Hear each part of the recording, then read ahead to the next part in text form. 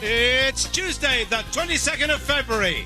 Licence fee up by £3. Now, please bring back crocodile shoes. Where next for Beckham's? Will he take her up the arsenal? Wills gets girlfriend. He's no Edward. Please welcome the man who'd love to spear Britney, Mr. Ian Lee.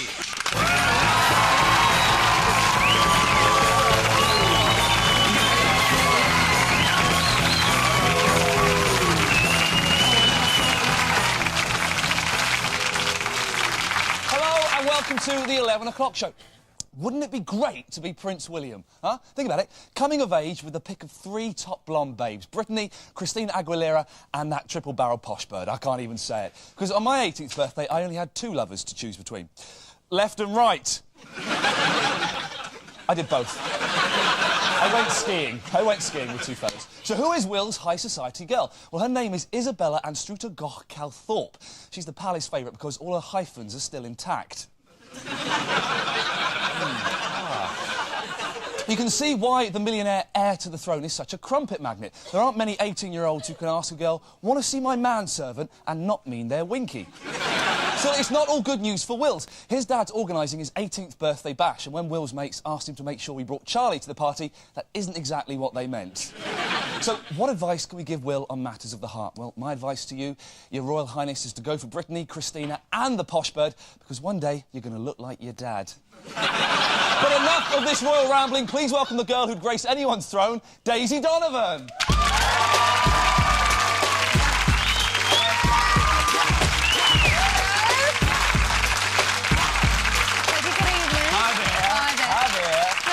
I'm actually really pleased that Prince William is seeing Britney. He's just following a long tradition. Andrew used to go out with Q Stark, Charles went out with Susan George, and Edward's been out for years.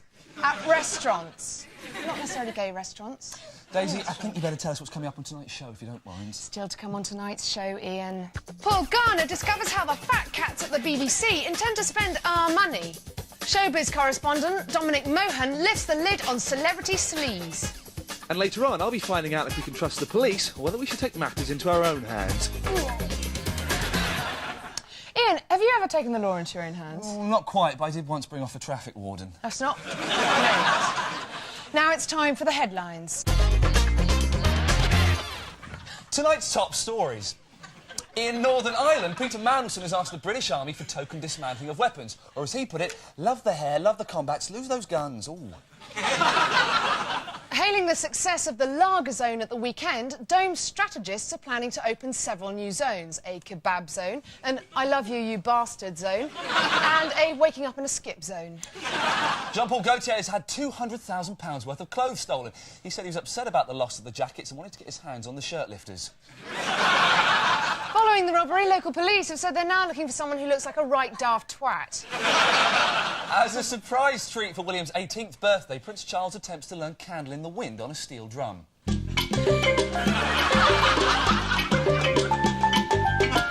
And those are tonight's headlines.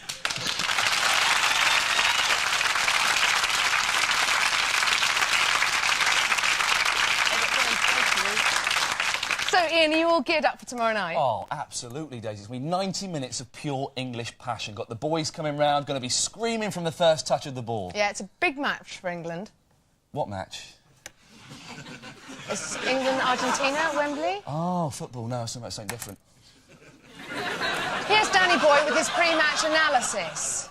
It's Argentina versus England. The world beaters versus the wife beaters. Their last meeting at World Cup '98 saw England lose once again on penalties and David Beckham's popularity sink faster than the Belgrano. This time round, England manager Kevin Keegan must find a way of preventing David Beckham from becoming distracted by Posh Spice and her alluring see-through body. In the South American camp, the players have embarked on an intensive training programme, perfecting some classic Argentinian moves.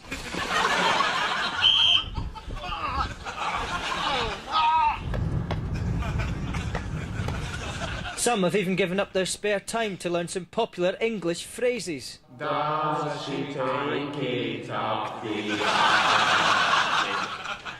With Argentina currently experiencing a lull in creativity, they must wish they could call upon the services of heroes past. He once had the hand of God. He's now got the stomach of Buddha. A recent medical described Maradona as mentally slow and dangerously overweight.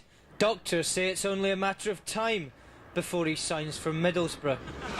An improvement on England's recent performances is badly needed. One thing's for sure, everyone from ordinary fans to players' spouses will continue to support England through thick and thin. This is Danny Boy for the 11 o'clock show, Wembley.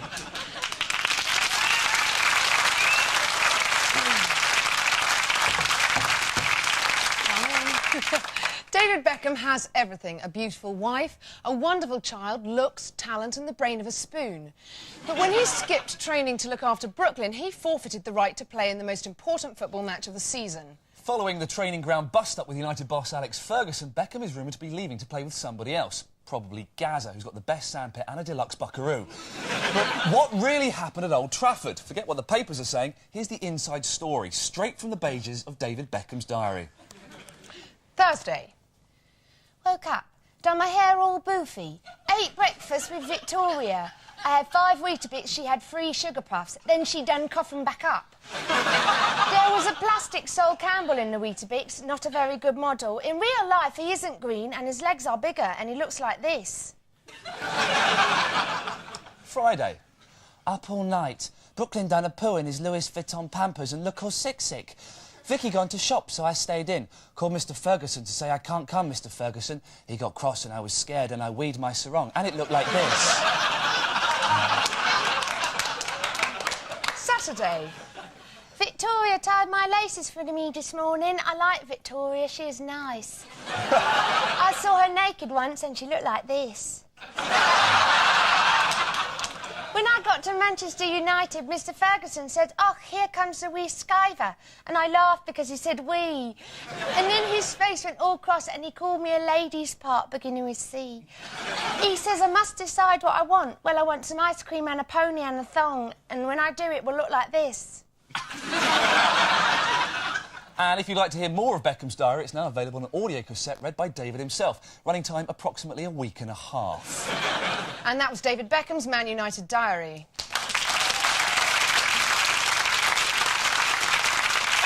What's another drink?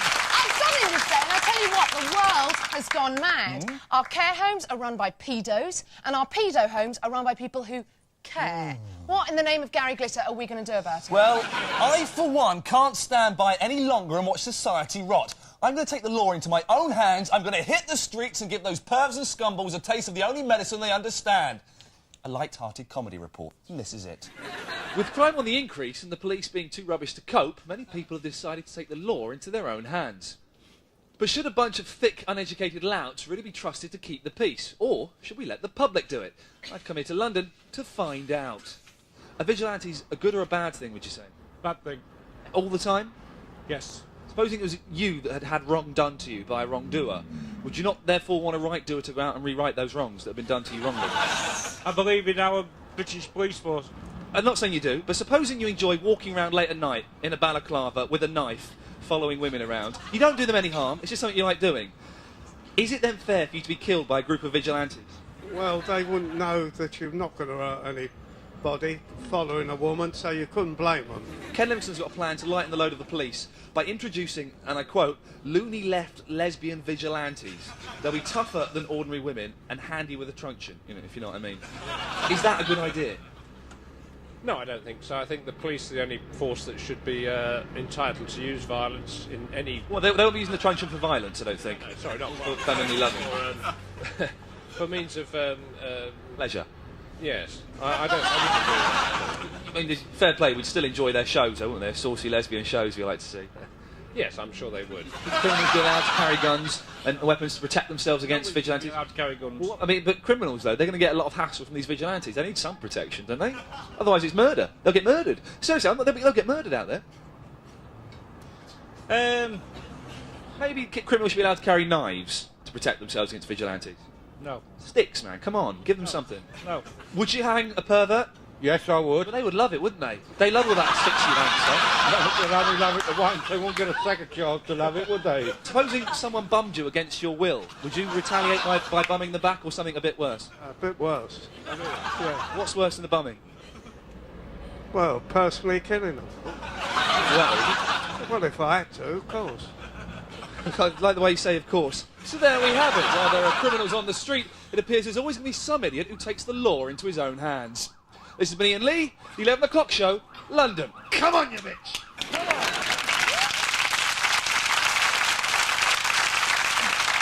Well, that's it for part one. Coming up in part two, tabloid gossip king Dominic Mohan spills his beans on Robbie, Leonardo and Brittany. But first, in his continuing series on social history, Ricky Gervais examines his gay rights. See you after the break.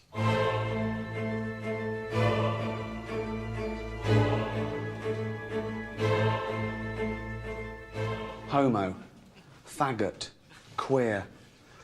Just some of the derogatory terms we use to describe gay men. Bummer. There's another one, there are loads. Homosexuals have been persecuted for thousands of years. Against God, against nature, against the hand dryers in Baker Street toilets. That was 2 o'clock in the afternoon.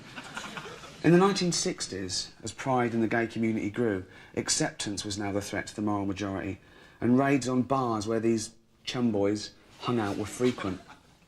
Then, on June 28th, 1969, at the Stonewall Bar in Greenwich Village, police met with resistance. Enough is Enough by Donna Summer hadn't been released yet, but that's what they would have been dancing to, almost certainly. They probably thought the stripograms had arrived. Anyway, they had a right little hissy fit and they chased those rude policemen down the street. And now policemen never bother gay people, ever. Except that one that arrested George Michael. For wanking at him.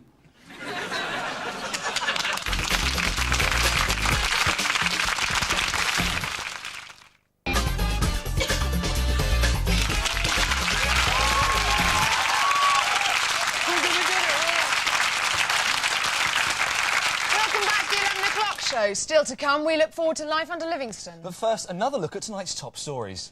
TV licence fee to increase by £3. BBC announces rights to World Conker Championships. Ken Livingstone loses election. Chinese doctor recommends Viagra. Thai hookers use poison on their breasts. 41 men die happy. And those were tonight's top stories.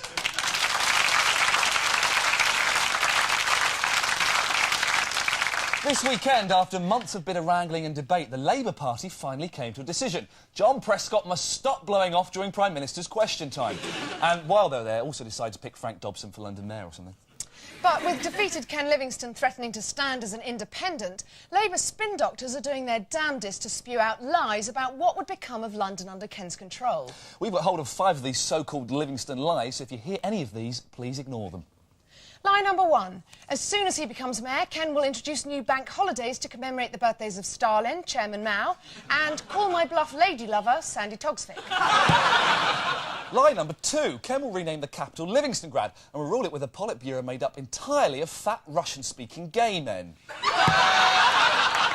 Lie number 3. To simulate queuing, Livingston will immediately close all of London's bread shops, except for one, Greggs the Baker's. Bread will cost a day's wages, be made from potatoes, and be served to you by Red Wedge superstar Billy Bragg. Lie number 4. As soon as he takes power, he would draft a new bill whereby everyone within the M25 must be very gay for 1 hour every day. This is to include visitors to Heathrow who'll be instructed upon arrival. And finally, lie number 5. Livingstone will take personal control of news programmes. Items critical of his regime will be replaced by shots of tractors. And London Tonight presenter Mary Nightingale will be replaced by a Soviet equivalent. And those were the Labour Party's terrifying Livingstone lies. Now time to tell you about tonight's guest. He appears more regularly in The Sun than Posh Spice and Dr. Shipman put together. As the world's #1 showbiz columnist, he's on first-name terms with Madonna, Cher and Sting. A man well loved by all A-list celebs. Phil Collins once threatened to smack him in the gob, which makes him all right in our book. Please welcome Dominic Mohan.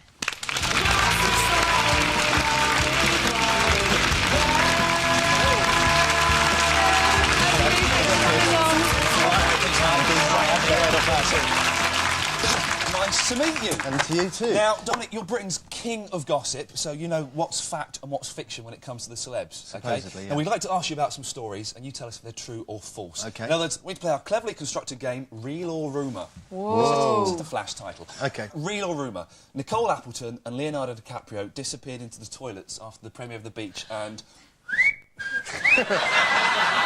What does that mean? It means he did this in He front held of his her, hands like that. then he gave her one. Well, I know... They were at a party in a hotel afterwards, and the two of them definitely disappeared into a hotel room together, into a hotel toilet room together. I'll leave the rest up to people's imaginations, but they definitely disappeared for about half an hour, so... Oh, that's good. Real or rumour? Mark Allman was once taken to hospital and they found a pint of spunk in his stomach. Is that real or true? I think it's half true. I think it was half a pint. But I heard it was Gary Glitter, you see. That's the kind of thing my friend of a friend of a friend says that Yeah, so-and-so I think had that's one spunk of in these his urban stomach. myths, to be honest. Gary I mean, Glitter kissed my hand when I was 17. Different kettle of Watch out. fish, yep, I know. No, I'll talk to you about that later. Yeah, well, we've got a story there for you, I think. OK, real or rumour? Judy Finnegan from This Morning, is she liking a bit of that? She does like a little bit of a drink, but don't we all? I don't think she's an alcoholic, no. Well, let's just take a look at a picture. All right, Now I'll we get see. back to you on that. OK, here's another one. Britney Spears had a boob job when she claimed she was having surgery on her knee. Is that real or rumour? Well, she's always denied it, but it's very odd. She did go in for knee surgery, and then, like, 2 weeks later came out with, like, 36 double D breasts, so it's got to be true. She has got massive jugs. She has. She claims they just grew very quickly, which is... They don't puberty move gone when she mad, isn't it? dances. I'm not thinking that she's... No, I think it's got to be right. What about Posh Spice? I don't know. No, don't think Posh Spice has.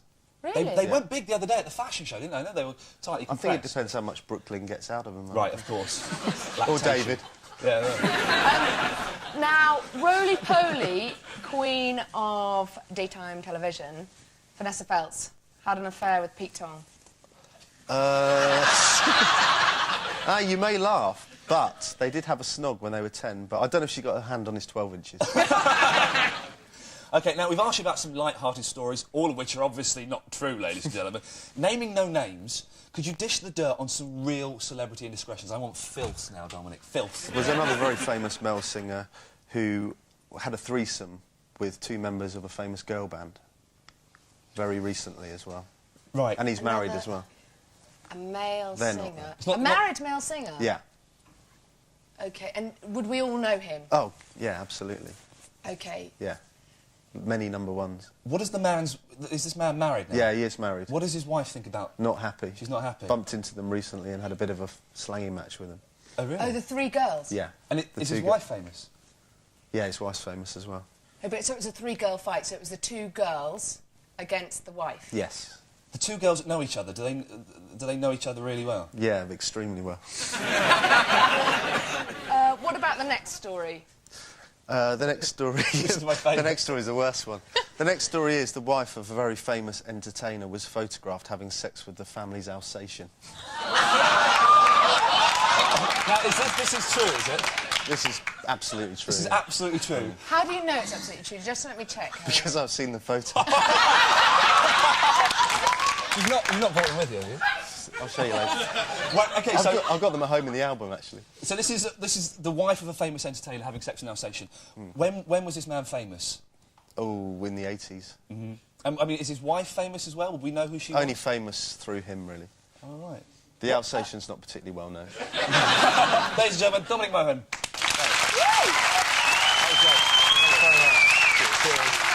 To be a bit casual, though. Bill Gates is a genius. He's not only the world's richest man, he's also the world's dullest. He's just launched Windows 2000, the groundbreaking software that's set to revolutionise the way your computer crashes. But is it really good? Well, on a scale of 1 to 10, I'd give it a B. But it does have hidden flaws, which the hype fails to mention. So here's our guide. Windows 2000 might be capable of displaying high-resolution video on your screen, but it won't explain to your mother exactly why it is that you're kneeling in front of the computer while it plays a video clip of a man penetrating an otter. The new programme should make the internet more easy to use, but it still won't be able to tell you if that 17-year-old cheerleader in Houston you've just arranged to marry isn't actually your own dad upstairs on the second line. Bill Gates reckons Windows 2000 is more reliable than ever before, but if your computer does go wrong, it won't prevent a horrified PC World technician from discovering the thousands of sick pictures of split beavers and otters stored on your machine. This new software will allow you to communicate with millions of people around the globe at the touch of a button. However, it won't take away the hollow, aching void in your bleak soul or help you make a single real human friend. And that was our guide to the terrifying future world of Windows 2000.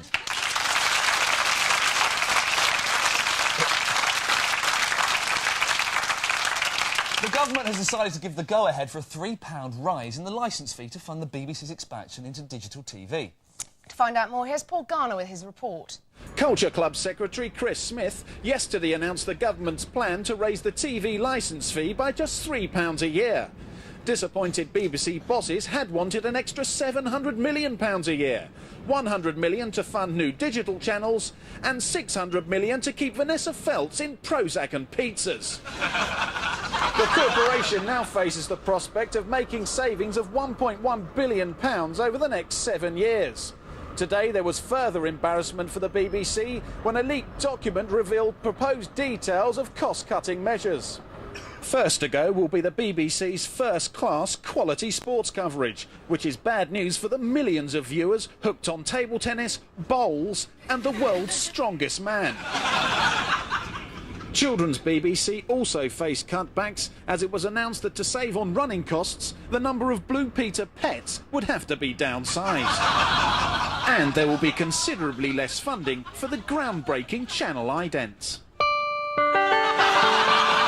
With increased competition in the digital sector, Director General Greg Dyke has revealed plans of radical new programmes, which combine the mass appeal of broadcasters such as Sky with traditional BBC values. These include Grind Force. A lucky viewer gets the chance to have his garden revamped while polling Charlie Dimmock from various angles. And fuck me, it's Charlie Dimmock again. This 6-part fly-on-the-wall docusoap follows Charlie Dimmock's pendulous breasts while she changes rooms in Carol Smiley's home as Ainsley Harriott prepares a banquet in under 15 minutes on Jeremy Spake's arse. The BBC also plans to follow the technological lead set by Sky's sports service. EastEnders will be the first to benefit from the introduction of a player cam, which allows viewers to follow their favourite cast members even when they're off-screen. This is Paul Garner for the 11 o'clock show, outside BBC Television Centre. And for more on that story, go back live to Paul Garner in Shepherd's Bush. Paul, what are the latest developments at the BBC? Well, Ian, the latest is of the cutbacks that the BBC will have to implement to save money. Producers of the holiday programme will have to send their presenters to less exotic locations, although it will be difficult for them to find anywhere cheaper or nastier than the windswept northern shitholes that they normally send Angela Rippon to. The government are keen to point out that the increase will not affect the elderly, as all over 75s will receive free television licences. This does, however, mean that they will forfeit their right to complain about taste and decency issues, which is good news for viewers who enjoy foul language and gratuitous muff shots. Thanks a lot, Paul. Thanks, Ian. That's all from tonight's show. Before we go, the speculation that Ken Livingstone will stand as an independent candidate for mayor increased today as he was seen in talks with an expert on the underground. And before you turn over, please take some time to heed this important charity appeal. Good night. Hello. Imagine a tiny pussycat. Soft, cuddly, wet nose, perfectly healthy. Meow. Ah. Imagine if 2 12-year-old boys used its anus as a pencil sharpener. That's not very nice, is it? You know, it needn't happen. Please, please send us some money now. Have a heart. A tiny kitten. Come on. Don't be a cat.